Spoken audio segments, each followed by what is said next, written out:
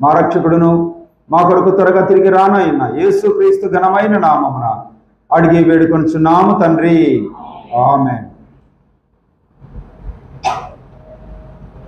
ప్రభునందు ప్రియమైన వాళ్ళరా, మనం చదువుకున్నటువంటి లేఖన భాగాలు చదువుతూ ఉండగానే ఇదంతా నాకు తెలుసులే అనేటువంటి మనసు వచ్చేసి ఉంటుంది కొంతమందికి. ఇదంతా విన్నాము అని మనసు వచ్చేస్తుంది కదా. దేవుని వాక్యము నిత్యము నూతనంగా ఉంటుంది. అవి లోక సంబంధమైనటువంటి పాఠముల వంటివి కాదు, కానీ ప్రతి అక్షరము, ప్రతి పదము, ప్రతి వాక్యము నూతనంగానే నూతనమైనటువంటి సందేశమే అందిస్తూ ఉంటుంది. అందుకనే పరిచయమైన మాటలు చదివినప్పుడు ఇంకా ఇందులో నుంచి ఏమి అంశము రాబోతా ఉంది, ఇందులో నుంచి దేవుడు నాతో ఏమి మాట్లాడనై ఉన్నాడు, నాకు ఏమి ప్రయోజనము అని మనము ఆశతో దేవుని సన్నిధిలో ఎదురు చూడవలసినటువంటి వారమై ఉన్నాం. ఈ అధ్యాయం అంతా కూడా, 2వ అధ్యాయం అంతా కూడా గమనించినట్లయితే ఒక కళను గురించి, ఒక వ్యక్తి కనిన కళను గురించిన సంగతి ఇందులో మనం చూస్తా ఉన్నాం. ఆ కళలో భాగమే చివరిగా చదువుకున్నటువంటి ఒక రాయి. ఏమిటి ఆ కళ, దాని యొక్క భావము అని మనం ఈ రాత్రి వేళ క్లుప్తంగా కొన్ని మాటలు మనం ధ్యానం చేద్దాం. ఆ కళ కడినటువంటి వ్యక్తి ఎవరని మనం ఆలోచన చేసినట్లయితే ఒక మహాచక్రవర్తి. ఆయన పేరు ఏం పేరు? Is a great emperor. బబులోను సామ్రాజ్యానికి ఆయన చక్రవర్తి. ఆయన పేరు నెబుకద్నెజరు. ఆయనకి ఒక కళ వచ్చింది. ఆయనకైనా కళలు వచ్చేది ఏమో, మనకు రావు, అందరికి వస్తాయి కదా. చిన్నపిల్లలకు వస్తాయి, ఏ వయసులో ఉన్నవారికైనా కళలు వస్తాయి. అయితే ఈయనకు వచ్చిన కళ ఒక ప్రత్యేకమైనటువంటిది.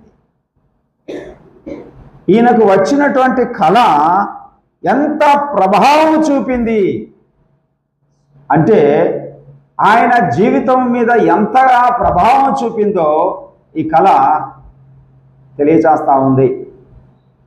2వ అధ్యాయం 1వ వచనం ఒకసారి చదువుకుందాం, చూడండి. పరిశుద్ధ గ్రంథము తేటగా ఒక వ్యక్తి వచ్చినటువంటి కళ ఎప్పుడు వచ్చింది అనేటువంటి విషయం కూడా తేటగా వ్రాసి ఉండటం మనం చూస్తా ఉన్నాం. 2వ అధ్యాయము, నెబుకద్నెజరు తన ఏలుబడి యందు 2వ సంవత్సరమున కలలు కనెను. అందును గురించి ఆయన మనసు కలత పడగా ఆయనకు నిద్ర పట్టకుండెను. ఇక్కడ మనం ఆలోచన చేసినట్లయితే ఈ నెబుకద్నెజరు పరిపాలన ప్రారంభమైన తర్వాత 2వ సంవత్సరమున ఆయనకు కలలు కనెను అనే మాట మనం చూస్తా ఉన్నాం. ఆ కళ ఆయనని కలవరపరిచినదిగా ఉంది, ఆయనను కలత పెట్టినటువంటిదిగా ఉంది. ఎంతగా కలవరపరిచింది అంటే, ఎంతగా కలత పెట్టింది అంటే నిద్ర పట్టనంతగా. ఇలాంటి అనుభవం ఎప్పుడన్నా ఉందా? ఎవరికైనా ఉండవచ్చు. ఆ కళ రాగా అతనికి కలత చెందాడనమాట. ఆ కళ వలన అతను మనస్సు నిబ్బరము లేని స్థితిలోనికి వెళ్ళిపోయాడు. మనస్సు ఏమాత్రము నెమ్మది లేనంతగా ఆ కళ ప్రభావం చూపింది. ఎంతగా నిద్ర పట్టడం లేదు. అలాగే ఎన్ని దినములు అతను కలత చెందాడో, కలవరం చెందాడో. ఏం చేశాడంటే దేశంలో ఉండినటువంటి గారడి వారందరినీ పిలిపించాడు. శకునగాండ్రందరినీ పిలిపించాడు, మాంత్రికులందరినీ పిలిపించాడు. ఎందుకు నిమిత్తమై? తనకు వచ్చిన కలను తెలియజేయ నిమిత్తమై. మహా మాంత్రికులు ఎన్నెన్నో మంత్రాలు చేసి, తంత్రాలు చేసి పేరు ప్రఖ్యాతులు సంపాదించిన వారిని పిలిపించాడు. శకునగాండ్రు పిలిపించాడు. పేరు ప్రఖ్యాతులు, రాజ్యములో పేరు ప్రఖ్యాతులు సంపాదించిన శకునగాండ్రను పిలిపించాడు. ఇంకా ఇప్పుడు చెప్పండి అంటున్నాడు. అంటే వారు అంటున్నారు నువ్వు చెప్పు అంటున్నారు రాజును ఏం చెప్పమంటున్నారు? నువ్వు కళ చెప్పు అంటున్నాడు. రాజు అంటున్నాడు నువ్వు కళ చెప్పాలి, భావం చెప్పాలి అంటున్నాడు. ఇది ఎక్కడి తతంగం చూడండి. మామూలుగా ఎవరైనా కళ చెప్పితే ఏదో వారికి ఉన్నటువంటి అనుభవాన్ని బట్టి, ఆత్మీయతను బట్టి కొన్నిసార్లు సేవకుల దగ్గరికి పోతుంటారు సంఘస్థులు. అన్న ఈరోజు నాకు ఈ కళ వచ్చింది, ఏంటి అర్థం కావటం లేదు అని. వారు వారికి దేవుడు అనుగ్రహించిన జ్ఞానాన్ని బట్టి కొంత వివరణ ఇవ్వవచ్చు. అయితే ఒకవేళ సాగరణ దగ్గరికి పోయి అన్న నాకు ఈరోజు కళ వచ్చింది, కళ చెప్పండి అంటే చెప్తాడా? చెప్పండి. అటు వచ్చారు ఎవరన్నా కదా, కళలు వస్తాయి. అయితే అదే సమయంలో కొంత జాగ్రత్త కూడా ఉండాలి. కళలకు భావము చెప్పటం అనేక మందిని మనం చూస్తా ఉన్నాం. కపటపు భావన చెప్పేటువంటి బోధకులు ఉన్నారట. కళలకు కపటపు భావన, మోసపు భావన చెప్పేవారు కూడా ఉన్నారని దేవుని వాక్యంలోనే ఉంది ప్రియులారా. అలాగూ ఈ యొక్క మహాచక్రవర్తి తనకు వచ్చినటువంటి కళ విషయమై వారికి ఆజ్ఞాపించాడు, మీరు కళ చెప్పాలి, కళ భావము చెప్పాలి. చాలా సంకటమైనటువంటి పరిస్థితి. అయితే అలాగే వారు ఒకరినొకరు తర్జన భర్జన అవుతా ఉన్నారు. ఇది ఎక్కడి సమస్య? కొత్త సమస్య వచ్చింది. ఇంతవరకు అందరు కళలు చెప్తా ఉండ్రి, బాగా దాని భావం చెప్తా ఉంటుంది, మనకు తోచిన భావాలు చెప్తూ ఉంటుంది, మనకు వచ్చిన మన జ్ఞానమును బట్టి చెప్తూ ఉంటుంది. ఇది ఎక్కడి సమస్య? కొత్త సమస్య వచ్చని ఆలోచన చేసుకుంటూ ఉన్నారు. మళ్ళీ పిలిపించి మీరు కాలహరణం చేస్తా ఉన్నారు, ఇలాగైతే కుదరదు, మీరు దాని కళను దాని భావమును చెప్పితేనే సరి, లేకపోతే ఏం చేస్తాను? మిమ్మల్ని అందరినీ సంహరించేస్తాను అన్నాడు. చూడండి, చక్రవర్తి కదా, ఏమైనా చేస్తారు. చక్రవర్తుల పరిపాలన అట్లే ఉంటుంది, రాజుల పరిపాలన అట్లే ఉంటుంది. వారికి తిరుగు ఉండదు, వారిని ప్రశ్నించేవారే ఉండరు. అలాంటివి రాజరిక పరిపాలనలు, చక్రవర్తి పరిపాలనలు. బబులోనులో ఉండేటువంటి జ్ఞానులందరినీ సంహరించాలి ఆజ్ఞ బయలుదేరింది. అలాగూ ఆజ్ఞ బయలుదేరగా ఆ యొక్క ఆజ్ఞలోనికి ఎవరు వచ్చేశారు అంటే, ఆ యొక్క బబులోను సామ్రాజ్యానికి యూదా దేశము నుంచి చెరగొని వచ్చినటువంటి దానియేలు, షద్రకు, మేషకు, అబేద్నెగోలు అనబడిన వారు కూడా, దేవుని ప్రజలు అనబడినటువంటి వారు కూడా దాసులుగా తీసుకొని రాబడ్డారు. వారు కూడా జ్ఞానులలో ఒకరుగా ఎంచబడ్డారు. అర్థమైందా? నాటి కాలంలో వారు కూడా జ్ఞానులలో శ్రేష్ఠులుగా ఎంచబడ్డారు. ఇప్పుడు ఈ శాసనం వారికి కూడా వర్తిస్తుందా లేదా?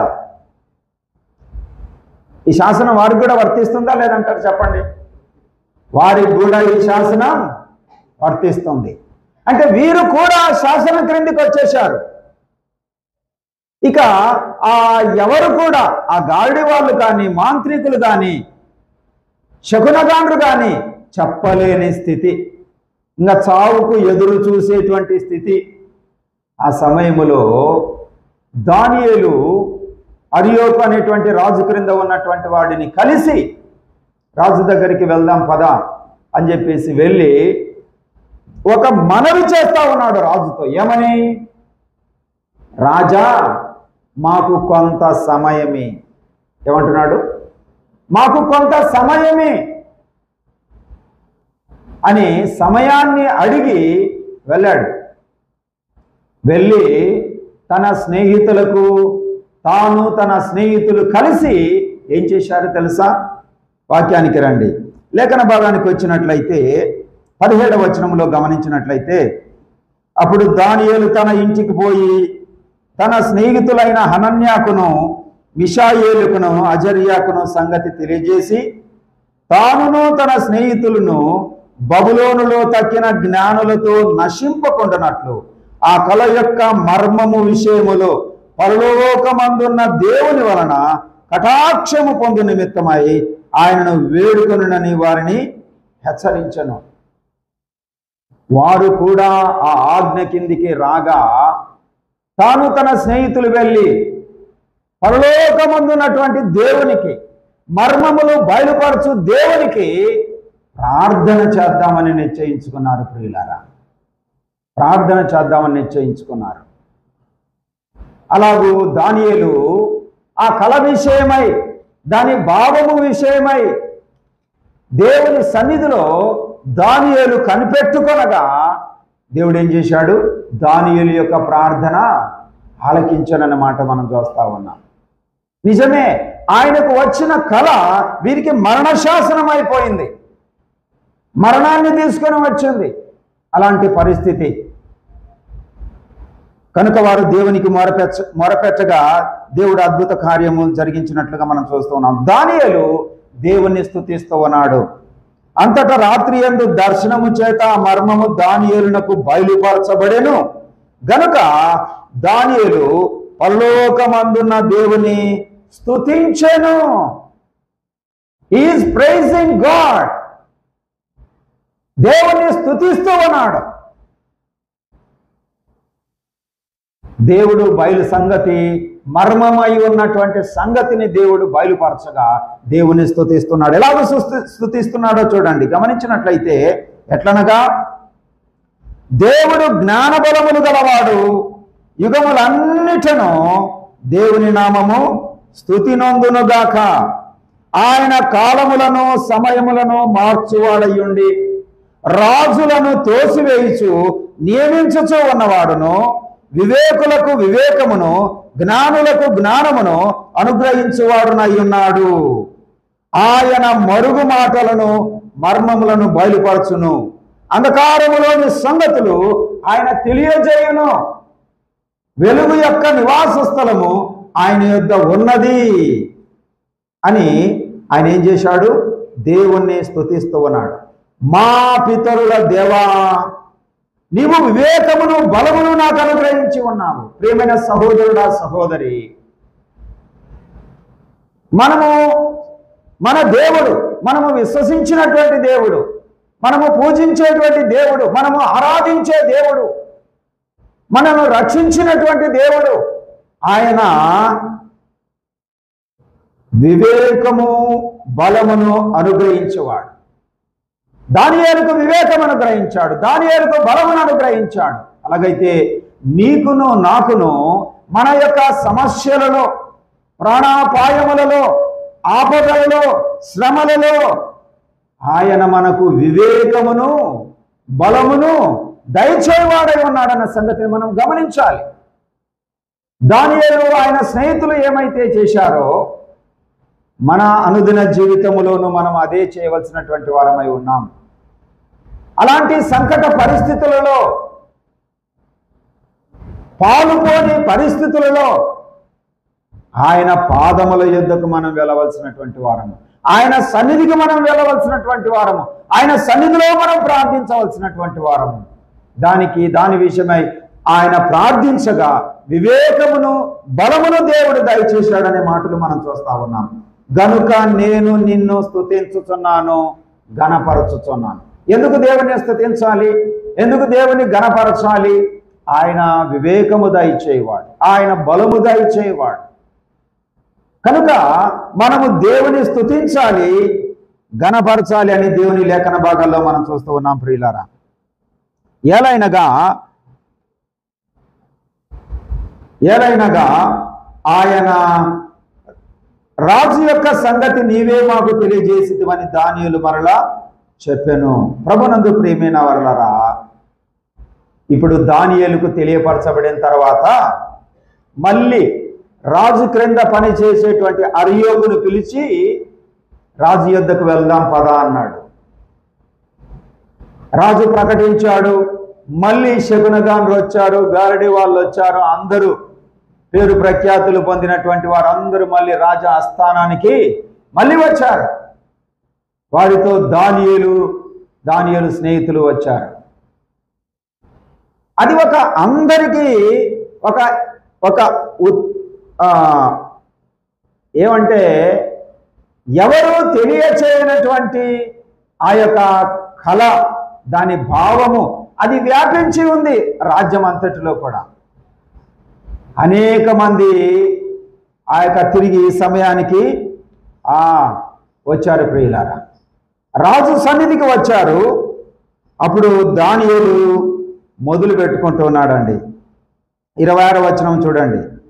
రాజు, నేను చూచిన కలయు దాని భావమును తెలియచెప్పుట నీకు శక్యమా అని అడుగుతున్నాడు. మళ్ళీ నేను కనిన కళ దాని భావము చెప్పుట నీకు శక్యమా అంటే నాకు శక్యమే అన్నాడా? అట్లా ఉందా? ఏమన్నాడు చూడండి, ఏమన్నాడు ఆయన?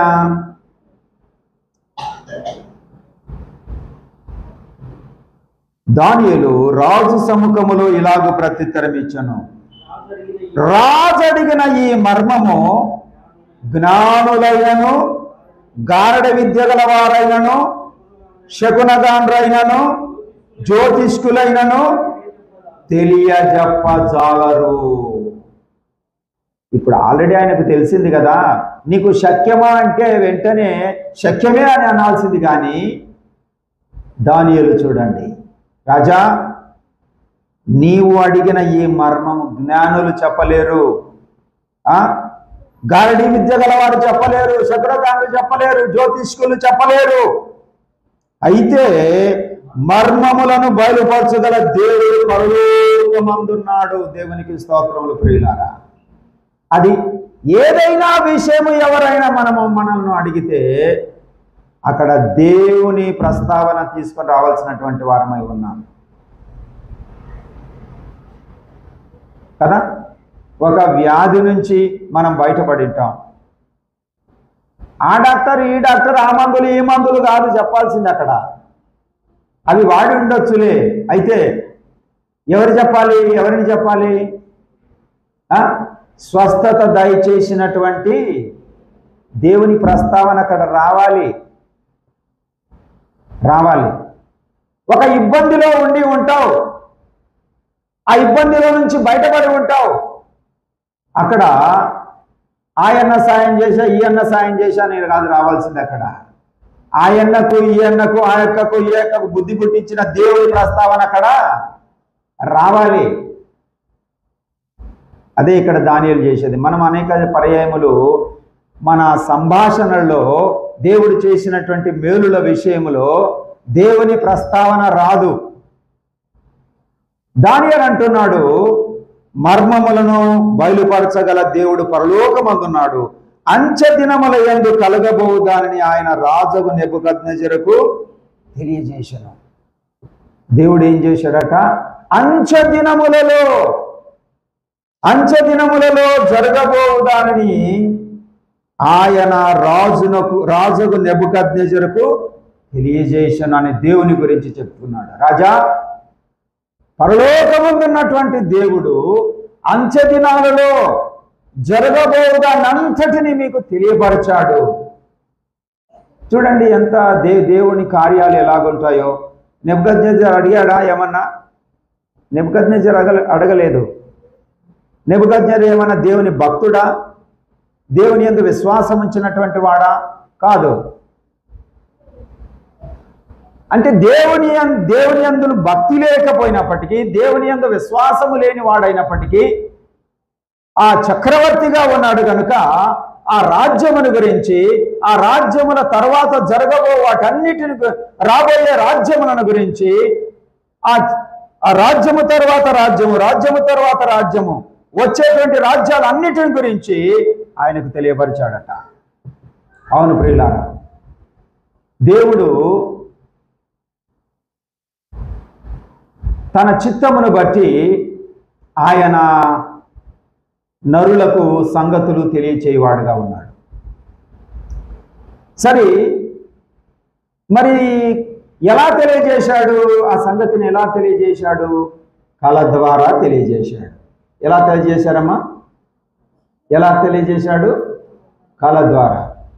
కళ ద్వారా తెలియజేశాడు, కానీ కళను మర్చిపోయాడు, కలత పెట్టుకున్నాడు.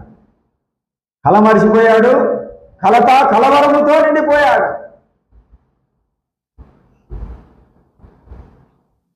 అయితే దేవుడు వదిలిపెట్టాడా? మరి కళ ద్వారా తెలియజేసిన దేవుడు దాని భావన కూడా తెలియజేస్తేనే కదా ప్రయోజనం కదా. కళ ద్వారా మాట్లాడాలనుకున్న దేవుడు దాని భావము కూడా గ్రహించేటువంటి గ్రహింపు కూడా, ఆ భావము చెప్పే వ్యక్తులు కూడా ఉంటేనే కదా దాని వలన ప్రయోజనం కదా. ఆ పరలోకమందున్న దేవుడు ఆ ఏర్పాట్లు కూడా చేశాడు. అక్కడ తన యందు భయభక్తులు కలిగినటువంటి తన బిడ్డలు అక్కడ ఉండటం, ఆ రాజ్యములో ఉండటం, వారు కూడా ఆజ్ఞ కిందికి రావటం, వారు దేవునికి మొరపెట్టడం, దేవుడు వారికి బయలుపరచటం, ఇదంతా దేవుని యొక్క ఏర్పాటులే. వారు దేవునికి మొరపెట్టగా దాని భావన, ఆ కళ భావము వారికి తెలియపరచబడింది. ఏమిటి ఆ కళ అంటే? ఆయన చెప్పటం స్టార్ట్ చేశాడు. రాజా, మీరు పడక మీద ఉండగా, నిద్రించుచుండగా మీకు ఒక గొప్ప ప్రతిమ కనబడింది. ఇప్పుడు జ్ఞాపకం వస్తుంది ఆయనకి. దానియేలు వివరిస్తూ ఉంటే, చెప్తూ ఉంటే తనకి జ్ఞాపకం వస్తూ ఉంది. మీకు మీ కలలో, మీరు నిద్రించొచ్చు ఉండగా మీ కలలో ఏం కనబడింది? ఒక పెద్ద ప్రతిమ. ప్రతిమ అంటే తెలుసు కదా. ఇలాంటి ప్రతిమ కాదు, బ్రహ్మాండమగు ప్రతిమ కనబడెను అనే మాట రాయబడి ఉంది. ఇప్పుడు కూడా ఉన్నాయిలేండి ప్రతిమలు. ఒక దేశం మీద ఒక దేశం పోటీపడి, మా దేశంలో పెద్ద ప్రతిమ ఉండాలంటే మా దేశంలో పెద్దది ఉండాలి. పోటీపడి కట్టిస్తూ ఉన్నాయి దేశాలు ప్రతిమలు. సరే, ఈయనకి ఇక్కడ మహా బ్రహ్మాండమైన ప్రతిమ అంట. ఆ ప్రతిమ ఒకే విధమైనటువంటి పదార్థముతో, మెటల్తో తయారు చేయబడలేదు. ఆ ప్రతిమ యొక్క శిరస్సట మేలిమి బంగారము. ఎంత స్పష్టంగా వచ్చిందో చూడండి కళ. దాని యొక్క భావము ఎంత స్పష్టంగా తెలియజేస్తా ఉన్నాడు. తల మేలిమి బంగారము. 5 భాగాలుగా ఉంది ఈ ప్రతిమ. ఈ ప్రతిమలో 5 సంగతులు ఉన్నాయి ముఖ్యంగా. తల ఏంటమ్మా? మేలిమి బంగారముతో ఉన్నది, చేయబడినదిగా ఉన్నది. తర్వాత రొమ్ములు, భుజములు వెండితో చేయబడినవిగా ఉన్నాయి. వెండితో చేయబడినటువంటి భుజములు, రొమ్ము కలిగినటువంటిదిగా ఉంది ఆ ప్రతిమ. తరువాత ఉదరము అంటే కడుపు, ఉదరము తొడలు ఇత్తడితో చేయబడిన ప్రతిమగా ఉన్నది. తరువాత మోకాళ్ళు ఇనుపుతో చేయబడినవిగా ఉన్నాయి. ఇనుముతో చేయబడినవిగా ఉన్నాయి. సరే, పాదముల దగ్గరకు వస్తే పాదములు ఒకటి ఇనుముతోనూ మరి ఒకటి మంటితోనూ చేయబడినవిగా ఉన్నాయి. ఇది ఆయనకు వచ్చినటువంటి కళ. ఈ కళ మరిచిపోయాడు. కలవరము. ఇది చాలా విచిత్రంగానే ఉంది కదా. కొన్నిసార్లు విచిత్రమైన కళలు వస్తాయి మనకు కూడా. అవేంటో అర్థం కావు. తోక ఉండదు, తొండం ఉండదు కొన్నిసార్లు కదా మనకు వచ్చేటువంటి కళలు. అయితే ఇది దేవుడు తెలియజేయాలనుకున్నటువంటి సంగతి కాబట్టి స్పష్టముగా ఆయన కళ వచ్చింది. ఆ కళలో స్పష్టముగా తల ఏ విధంగా ఉంది, రొమ్ములు ఏ విధంగా ఉన్నాయి, కడుపు ఏ విధంగా ఉంది, తొడలు ఏ విధంగా ఉన్నాయి, పాదములు ఏ విధంగా ఉన్నాయి, చివరగా ఏం జరిగింది అనేది తేటగా కళలో బయలుపరచబడి ఉంది. ఈ యొక్క కళ భావాన్ని దానియేలు వివరిస్తూ ఈ విధంగా వివరించాడు. రాజా, ఈ విధముగా మీకు కలలో కనబడిన ప్రతిమ సామ్రాజ్యాలను గురించి తెలియజేస్తా ఉంది, రాజ్యములను గురించి తెలియజేస్తా ఉంది. అయితే మరి ఆ తల ఎవరు? ఆ తల ఎవరు అంటే రాజా, ఆ బంగారముతో చేయబడిన తల ప్రతిమలో ఉంది, ఆ తల మిమ్మునే సూచిస్తుంది అన్నాడు. ఏమన్నాడు? ఆ తల ఎవరో కాదు, మీరే. బబులోను మహా సామ్రాజ్యాన్ని పరిపాలించేటువంటి మీ సామ్రాజ్యాన్ని తెలియజేస్తా ఉంది ఈ మేలిమి బంగారపు తల. అంటే ఈ మెటల్స్లన్నిటిలోకెల్లా ఏది గొప్పది? బంగారమే కదా విలువైనది. అనగా దేవుడు మీకు ఈ యొక్క బంగారపు శిరస్సు, దేవుడు మీకు అనుగ్రహించిన అధికారమును తెలియజేస్తా ఉంది, దేవుడు మీకు అనుగ్రహించిన ఘనతను తెలియజేస్తా ఉంది, దేవుడు మీకు ఇచ్చినటువంటి పేరు ప్రఖ్యాతులను తెలియజేస్తా ఉంది. ఆ యొక్క బంగారపు శిరస్సు, బంగారపు శిరస్సు మీరే అని దానియేలు వివరించాడు. కనుక మానవులకు అధికారమైన, ఘనత అయినా, పేరు అయినా దయచేవాడు ఎవరని దేవుని వాక్యం సెలవిస్తూ ఉంది? దేవుడే. ఆ విషయాన్ని మానవులు గ్రహించవలసినటువంటి వారై ఉన్నారు. రెండవదిగా గమనించినట్లయితే మరి ఈ యొక్క భుజములు, రొమ్ము వెండిమయముగా ఉన్నాయి కదా. మరి దాని సంగతి ఏంటంటే, రాజా, మీ తరువాత వచ్చేటువంటి రాజ్యము మీ అంత బలమైనటువంటిదిగా ఉండదు. అది అధికారంలో కానీ, ఘనతలో కానీ, పేరు ప్రఖ్యాతులలో కానీ మీకంటే తక్కువైనదిగా ఉంటుంది అని సెలవిచ్చాడు. చూడండి 39వ వచనములో ఈ విధంగా వ్రాయబడింది. తాము చనిపోయిన తరువాత తమరి రాజ్యము కంటే తక్కువైన రాజ్యం ఒకటి లేచును. బబులోను సామ్రాజ్యము తరువాత, నెబుకద్నెజరు చనిపోయిన తరువాత ఏర్పడే మరి ఒక రాజ్యం ఎలాంటిదంటే అంత బలము కలిగినది కాదు, అంత అధికారము కలిగిన, పేరు ప్రఖ్యాతులు కలిగినది కాదు, దానికంటే తక్కువైన రాజ్యము అని చెబుతూ ఉన్నాడు. అలాగూ వెండి తెలియచేస్తా ఉంది. తర్వాత మూడవదిగా, మూడవ రాజ్యము ఇత్తడి వంటిదగును. అది కూడా మళ్ళీ వెండి కంటే తక్కువదే, వెండి కంటే మళ్ళీ తక్కువ విలువ కలిగిన రాజ్యమని చెప్పబడుతూ ఉంది. తరువాత నాలుగవది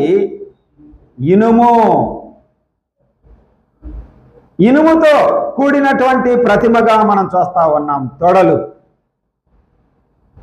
ఇనుము ఏ విధముగా బలముగా ఉంటుందో ఆ రాజ్యము బలమైనదిగా ఉండి ఇతర రాజ్యములన్నిటినీ పొడి చేసేదిగా ఉంటుంది అని తరువాత రాజ్యముల గురించి దానియేలు వివరించాడు.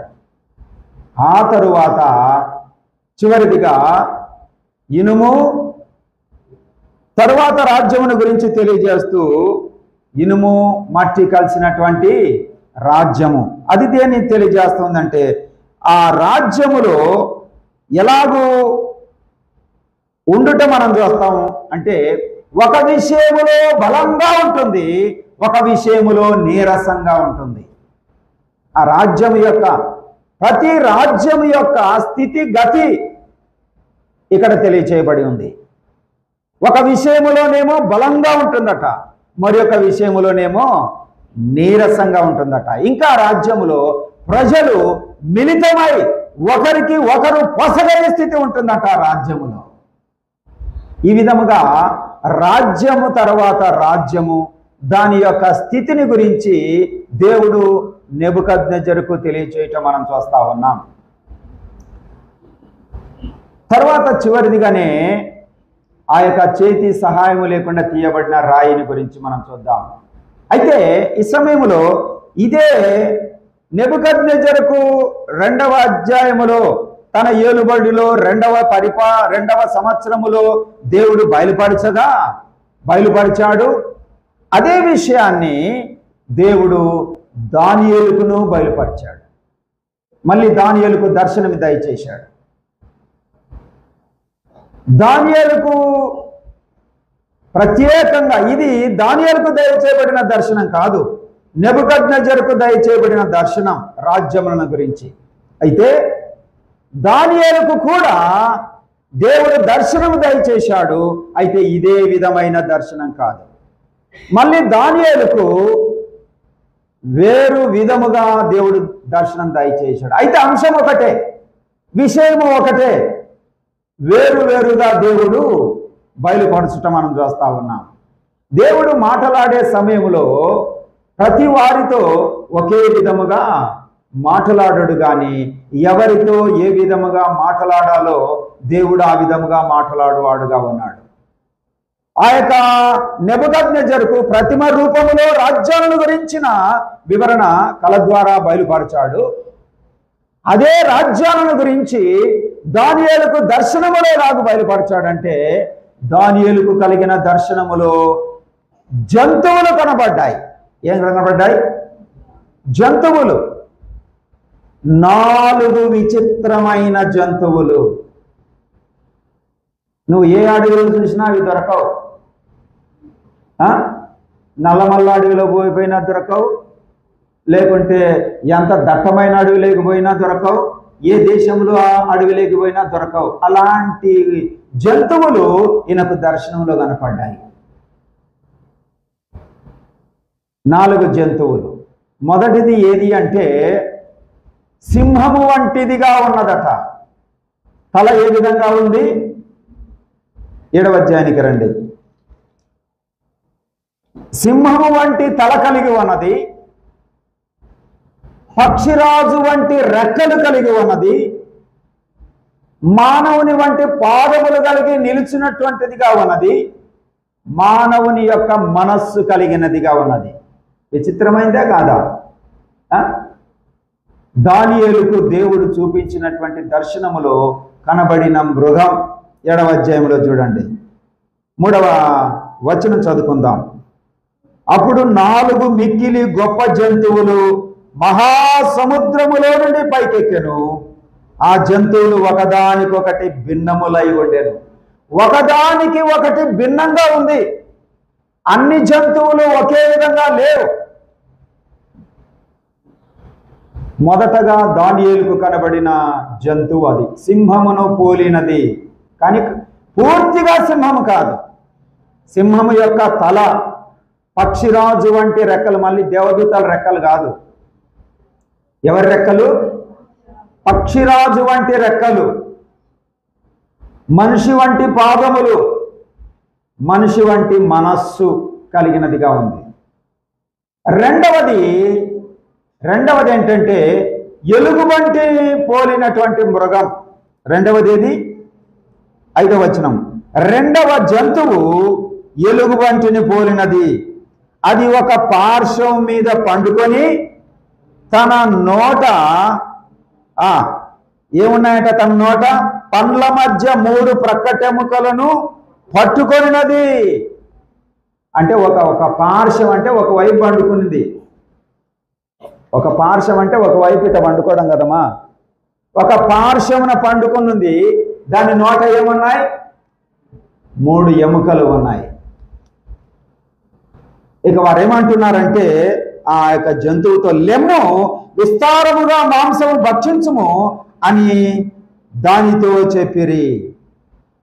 ఆ రాజ్యము అనేకులను భక్షించున్నదిగా ఉంటుంది అనే దానికి సూచనగా ఉన్నది.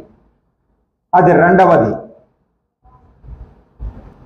మూడవదిగా గమనించినట్లయితే 6వ వచనములో చిరుతపులిని పోలిన మరి ఒక జంతువును చూచితిని. ఇది చిరుతపులిని పోలినదిగా ఉన్నది. వీపున పక్షి రెక్కల వంటి 4 రెక్కలుండెను, దానికి 4 తలలుండెను. ఎన్ని తలలు ఉన్నాయంటమ్మా? 4 తలలు. చిరుతపులిని పోలిన జంతువు, 4 రెక్కలు, 4 తలలు. ఇలాగూ ఒక విచిత్రమైన జంతువు కనబడింది. ఇక 4వది ఘోరమైనది, భయంకరమైన 4వ జంతువు. దాని రూపమును గురించినటువంటి వివరణ ఇక్కడ లేదు, కానీ ఘోరమైనది, భయంకరమైనది అని వ్రాయబడి ఉంది. ఇలాగూ దానియేలుకు దర్శనాలు వచ్చాయి పిల్లారా.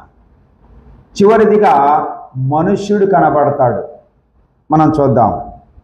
చివరిదిగా గమనించినట్లయితే, అయితే దానికంటే ఈ 4 జంతువులు దేనిని తెలియచేస్తా ఉన్నాయో ఈ అధ్యాయంలోనే 17వ వచనంలో వ్రాయబడింది. చూడండి 17వ వచనంలో, ఎట్లనగా ఈ మహాజంతువులు 4 అయ్యుండి లోకమందు ప్రభుత్వము చేయబోవు 4 రాజులను సూచించుతున్నది. చాలు.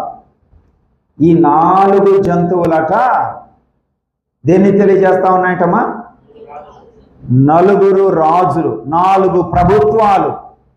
4 రాజులు, 4 ప్రభుత్వాల గురించి తెలియజేస్తా ఉంది.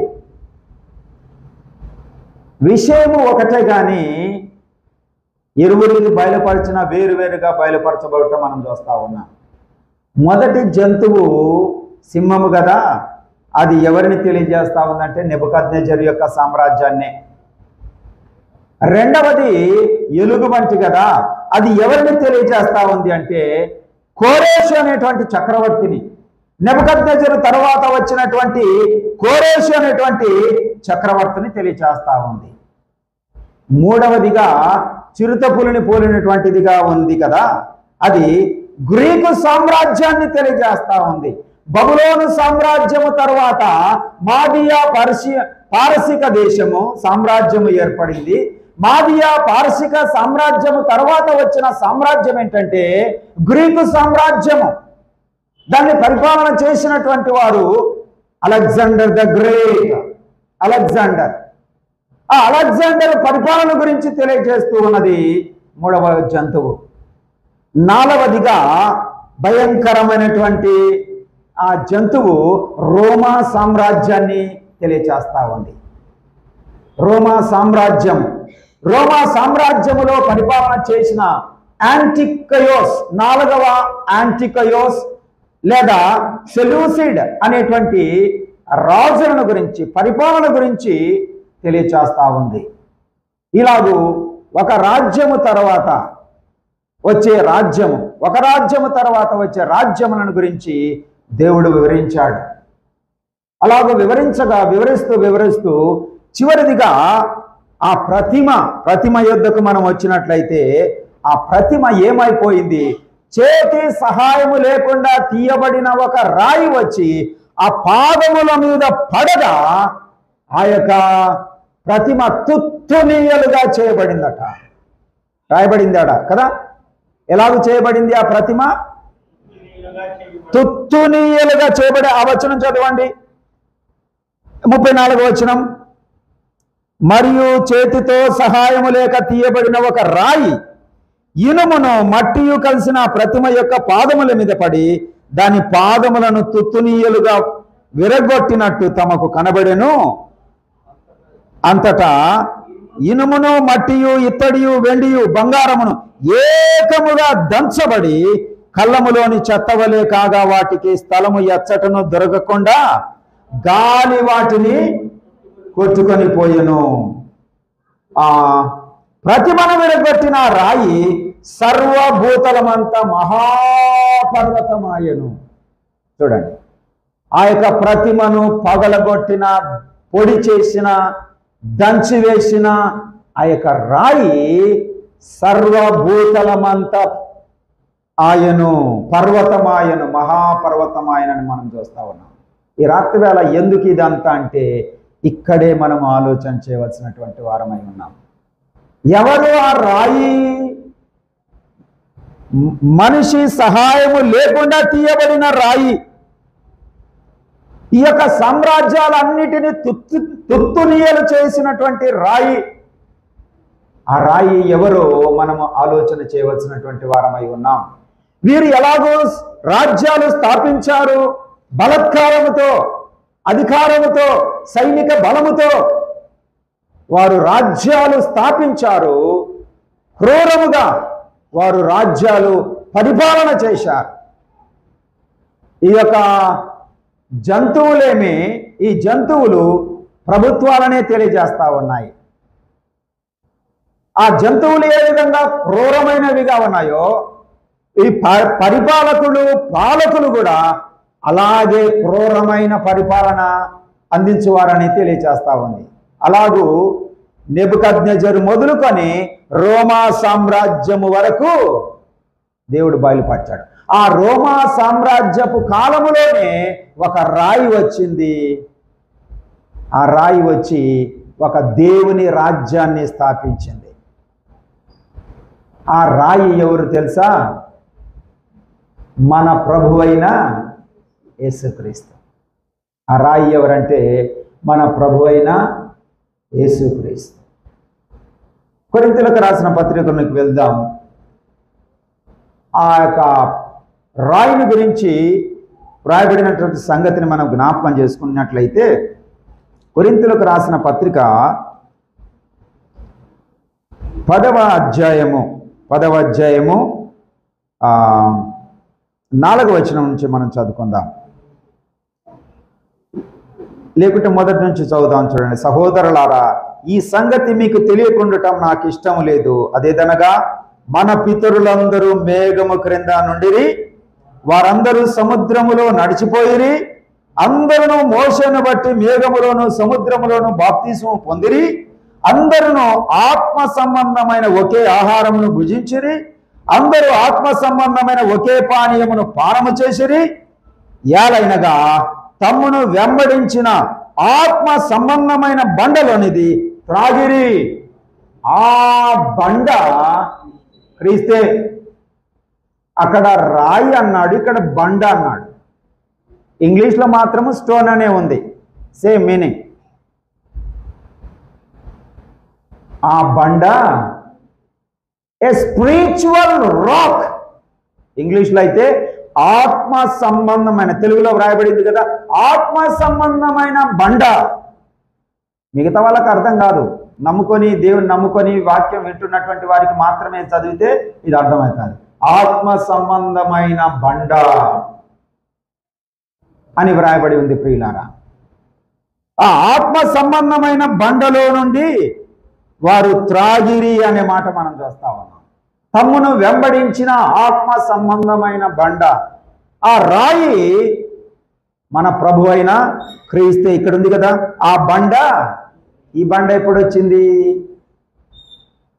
అక్కడ అరణ్యములో కొట్టబడిన బండగా అక్కడ చెప్పబడి ఉంది. కానీ ఈ లోకములోనికి ఈ బండ ఎప్పుడు వచ్చింది? 2024 సంవత్సరముల క్రితం రోమా సామ్రాజ్య కాలములో, రోమీయులు ఆ ప్రాంతాన్ని పరిపాలన చేసేటువంటి కాలములో కదా, రోమీయులే కదా అధికారులు, రోమా సామ్రాజ్యమే కదా.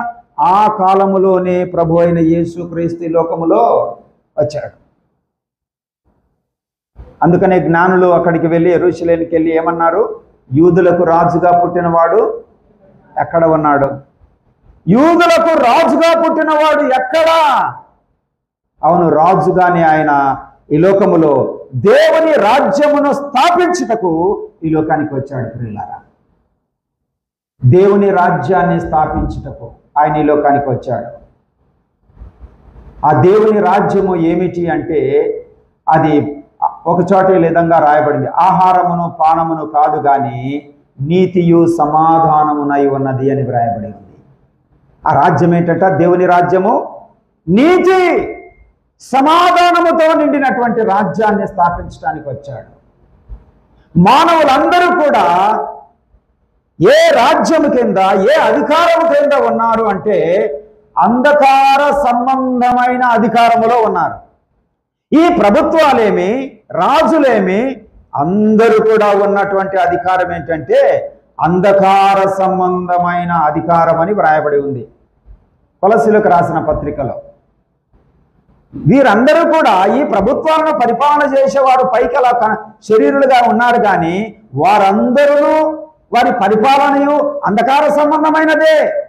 అది నెబుకద్నెజరు కానీ, నేటి కాలంలో కానీ అధికారులు ఎవరైనా కానీ అంధకార సంబంధమైనటువంటి అధికారమే. అయితే ఆ అధికారము క్రింద ఉన్నటువంటి మానవులను తన కుమారుని యొక్క రాజ్య నివాసులుగా చేయుటకు ఆయన వచ్చాడు. 2024 సంవత్సరం క్రితం ఆయన వచ్చి ఈ కొలస్సీలకు రాసిన పత్రికలో ఆ మాట చదవండి, సహాయకరంగా ఉంది మనకి. కొలస్సీలకు రాసిన పత్రికలో ఎలాగో దేవుని రాజ్యమును స్థాపించబడి ఉన్నది, ఎలాగ మనము ఆయన రాజ్య సంబంధులం అయిపోయాం, ఎలాగ మనల్ని విడిపించబడ్డాం అనే సంగతులు అందులో మనం చూస్తా ఉన్నాం. 1వ అధ్యాయము 13వ వచనంలో ఆయన మనలను అంధకార సంబంధమైన అధికారములో నుండి విడుదల చేసి తాను ప్రేమించిన తన కుమారుని యొక్క రాజ్య నివాసులుగా చేసేసాడట. అంటే ఆయన వచ్చిన విషయాన్ని నమ్మిన వారిని, ఆయన చేసిన కార్యమును, మానవుని యొక్క ఆ పాప శాప విమోచన కొరకు కలవరి శిలువలో ఆయన చేసినటువంటి బలియాగమును విశ్వసించిన వారందరూ కూడా విడుదల పొందుతూ ఉన్నారు. దేని నుంచి? పాపము నుంచి, శాపము నుంచి, అంధకార సంబంధమైన అధికారము నుంచి విడుదల కలుగుతూ ఉంది. ఆయన ద్వారా విడుదల కలుగుతూ ఉంది. ఆయన విడిపించువాడుగా ఉన్నాడు. అదే ఆ నెబుకద్నెజర్కి ఇచ్చిన, దానియేలుకు తెలియపరిచిన, నేటికి తెలియపరిచిన మానవులకు దేవుడు అందించేటువంటి ఒక సందేశం. మానవుడు ఉన్నటువంటి ఆ అంధకార సంబంధమైన అధికారము నుంచి విమోచించటానికే దేవాది దేవుడు ఈ లోకానికి వచ్చాడు. ప్రియులారా, ఆ కాలంలో ఒక రాయిగా చెప్పబడ్డాడు. ప్రభు అయినటువంటి యేసుక్రీస్తు మానవులను విమోచించటానికి ఏం చేశాడట? తాను ప్రేమించిన తన కుమారుని యొక్క రాజ్య నివాసులుగా చేసెను. ఆ కుమారుని యందు మనకు విమోచనం అనగా పాప క్షమాపణ కలుగుతున్నది. పాప క్షమాపణ అది చాలా ప్రాముఖ్యమైనటువంటిది. మానవునికి చాలా ప్రాముఖ్యమైనటువంటిది ఏంటంటే పాప క్షమాపణ. పాప క్షమాపణ లేని మానవుడు ఈ యొక్క అంధకార సంబంధమైన అధికారం క్రింద ఉన్నవాడే. ఆ పాపానికి క్షమాపణ ఎప్పుడు కలుగుతుందంటే దాని నుండి విడిపించేటువంటి ఆ విమోచకుని, ఆ రాజును అంగీకరించినప్పుడే, ఆయన అధికారమును అంగీకరించినప్పుడే, ఆయన ప్రభుత్వమును అంగీకరించినప్పుడే వారికి విడుదల కలుగుతూ ఉంది. అర్థమైందా? కాబట్టి మనము ఆయనను అంగీకరించుట ద్వారా మనం ఏం చేయబడ్డాం? అంధకార సంబంధమైన అధికారము నుంచి మనము విమోచించబడ్డాం. ఇప్పుడు మనం ఏమై ఉన్నాం? ఎవరి రాజ్య సంబంధులం? దేవుని యొక్క రాజ్య సంబంధులం. మన ప్రభు అయిన యేసు క్రీస్తు యొక్క రాజ్య సంబంధులం.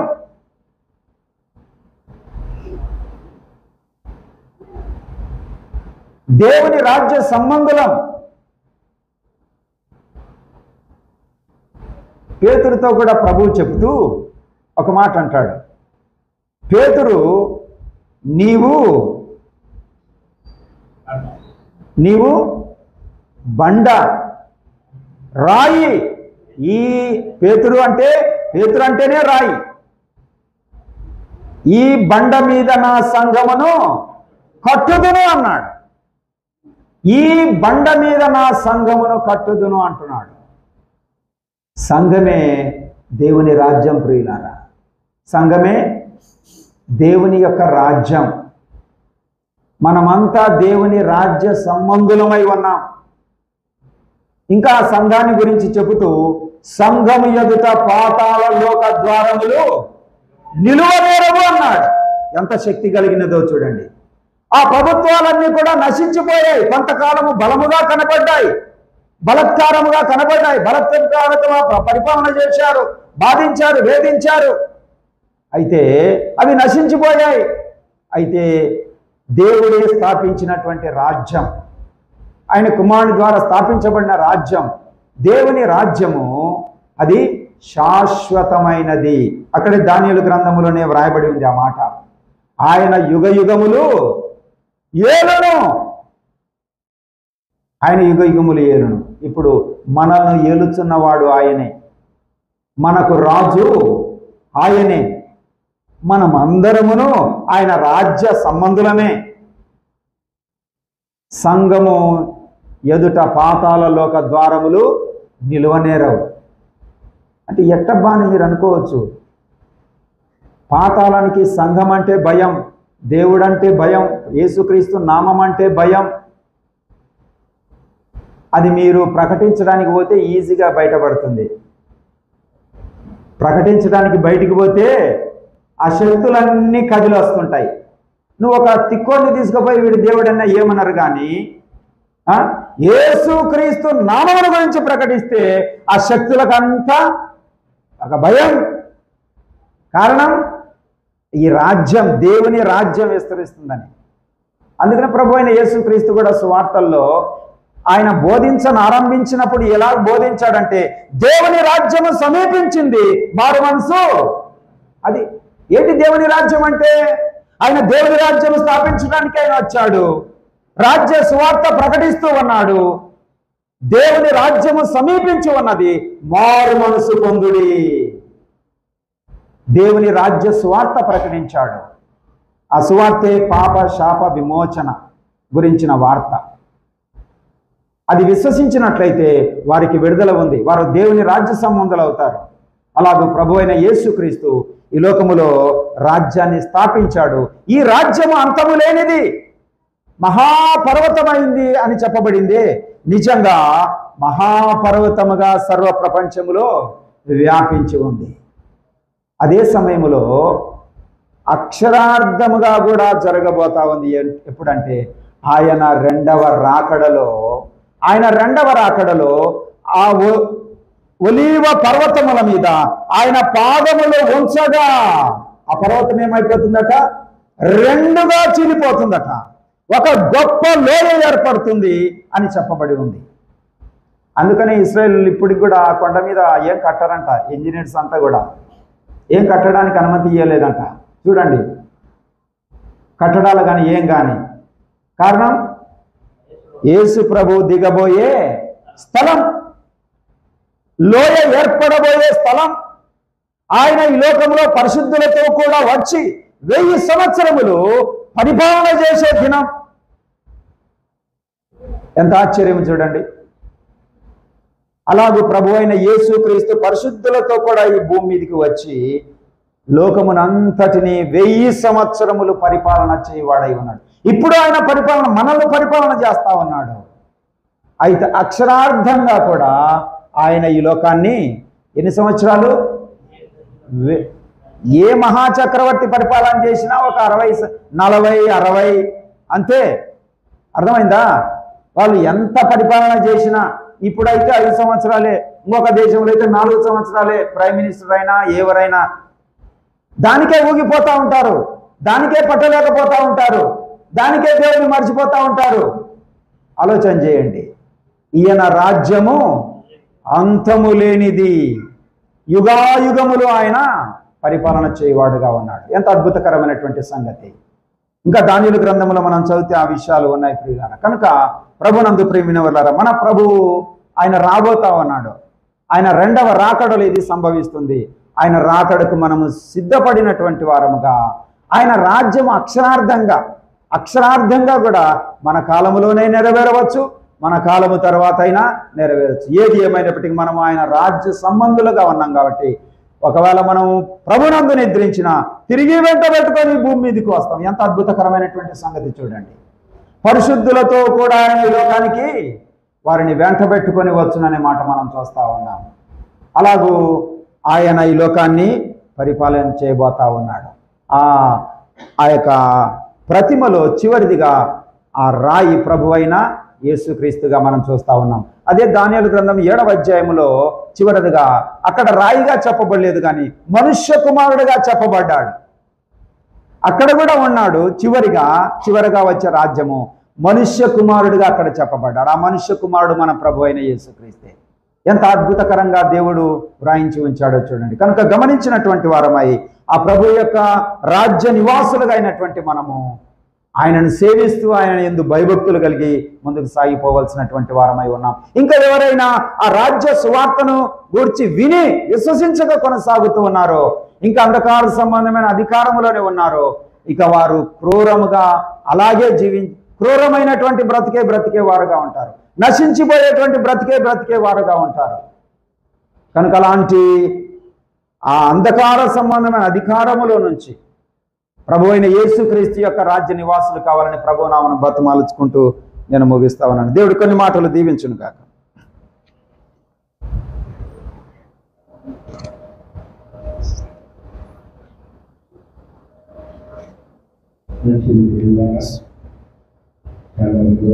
Yes.